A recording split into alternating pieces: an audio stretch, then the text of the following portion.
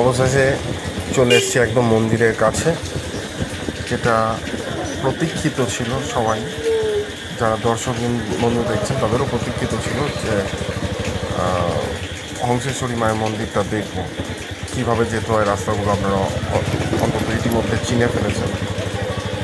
এটা বাঁশবেড়িয়া এলাকায় পড়ছে। এই দেখুন দেখা যাচ্ছে মন্দির। আমি অবশ্যই মন্দিরটাকে আরও সামনে থেকে আপনাদেরকে দেখাবো। গাড়িটা আগে থামাই, এখানটায় পার্ক করি গাড়িটা। ওখানেও তাছাড়া পার্কিংয়ের জায়গা আছে, ওরা টাকা নেয় গাড়ি পার্কিংয়ের জন্য, 10 টাকা করে নেয়। সেটাও ভালো, খারাপ না। আমি এখানটাই রাখলাম, কারণ এক্ষুনি বেরিয়ে যাবো, বেশিক্ষণ থাকবো না। আমি ভোগ প্রসাদ নিতে এসেছি মায়ের, ওই ব্যাগটা করে এখনই বেরিয়ে যাবো। এই দেখুন মন্দিরটা, দেখুন খুব সুন্দর জায়গা। আপনারা যখনই সময় পাবেন চলে আসবেন, খুবই ভালো। এই মন্দিরের স্থাপত্য শিল্প আপনাকে মুগ্ধ করবে।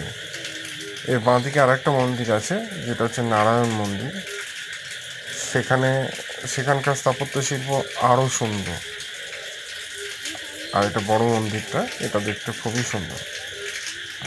চলে আসবেন আপনারা যখনই সময়